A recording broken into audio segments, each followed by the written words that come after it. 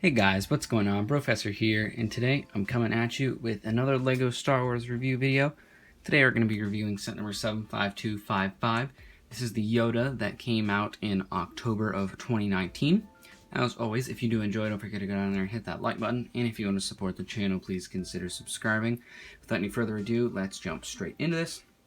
Before I actually start in the review, I just wanted to say I am borrowing this set from a family member just for this review, so I don't actually have this set. I've just kind of I did take it, the person that I got it from built it already, so I took it apart, rebuilt it, so I did actually experience the build and everything, but I don't have the small plaque that I'll show you on the back side of this box. But otherwise, I feel like I have a pretty good idea of what this set is all about, and so I'm going to tell you guys what I think about it. More information about this set. Retailed for $100 with 1,771 pieces, which is a really good value in my opinion, and I definitely think that this is a great value for $100. It's also recommended for ages 10 and up. As you can see right here on the front, this model, the picture that they used of the model is basically the exact thing that you get. It looks very nice. You get a very accurate representation of what the set is going to look like once it's completely built, and then you also get a look at the Yoda minifigure that is included in this one there in the bottom right. Moving on to the back side of the box, though, this is the plaque that I was talking about that I do not have.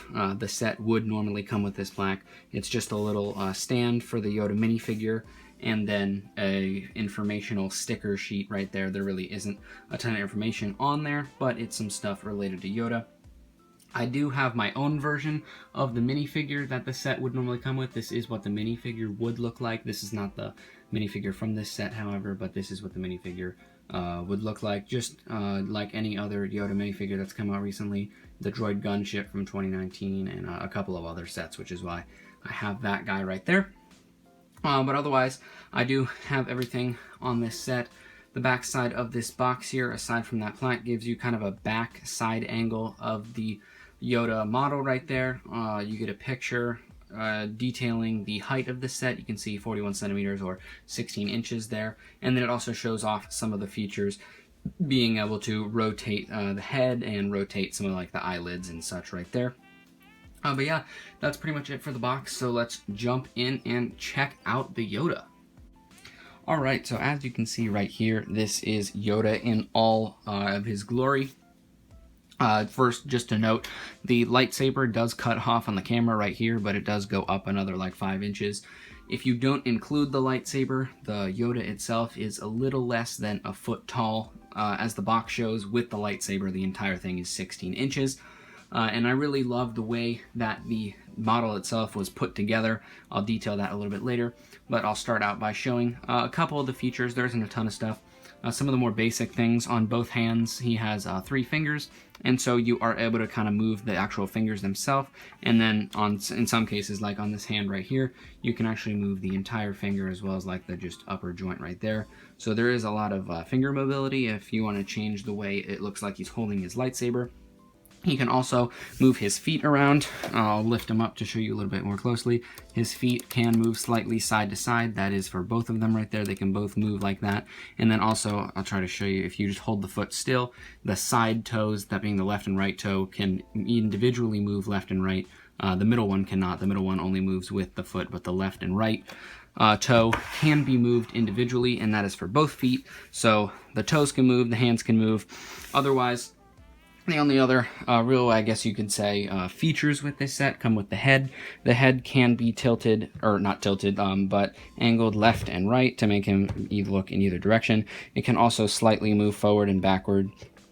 And then just like the box showed, you can adjust his eyelids right here to make him look a little bit more sad. If you push him to the outside like this, it kind of makes him look a little sad like that. Or if you want to, you can push the eyelids in the other direction, and then it gives him more of that angry look that he has on the box. Or just the way I like to keep it, I just kind of leave him neutral, just right above the eyes, and I feel like that's a kind of generic expression that I like to leave him with. But yeah, that's pretty much it for the actual features. But I did want to detail how this is built, because I think it is a very interesting building technique, and I think is something that LEGO could use to build similar sets in the future. So the way that this is built is there is just a frame in the middle, and then you put giant panels that you build on each side. I'll show you what I'm talking about. So if you pull on this side a little bit, you can see that this entire panel just pops right off. That piece gets stuck a little bit, but you can see this is just the entire side panel. And then if I show you this, this is the giant white frame that I'm talking about. So you have this giant white frame, you have different panels for each side, you attach them all on there, and then just like that, they fit very easily. Just like I showed you, it's not that difficult to take off. And once you lock it right back on, it doesn't fall off right away. You do have to use a little bit of force, but it's easy to put back on, take off. So a very easy build in terms of the only thing that you are really building is the panels, and then you just kind of stick them right on there, which I thought was very interesting. Moving on to the head, or moving back to the head once again, the way that this head is attached to the body area is that there's this panel on the head that pops right back off, kind of reveals some of the inner workings. And then what you're going to want to do is, if you want to take the head off, is you remove this Technic axle right here. If I can get this off, normally this is a little bit easier. You'll push the head back, and I keep pushing it in, and there we go, okay. That took a little bit longer, but you'll take out this little Technic axle that's normally in this middle red hole here, and then as you can see, you pop the head right off, and what happens is you put the Technic axle through this second hole, and then it locks in by going through one of these and locks the head on, and this is what allows the mobility. You can see you can move it back and forward, you can move it side to side just like that, and that's what allows for the head mobility. And just like the body parts, the head is a little bit of a complicated build. You can see there's some quite a bit of detailing. Some of the ways you connect some of the pieces is a little bit complicated, but to put it back on, you just put that right there. You insert the Technic axle, which slides in very easily, and then you reinsert, or reattach rather, this back head piece just like that, and then your Yoda is back to normal. And then finally, the last kind of cool building technique that I saw was the way that they attach the hands. So these hands can come off very easily.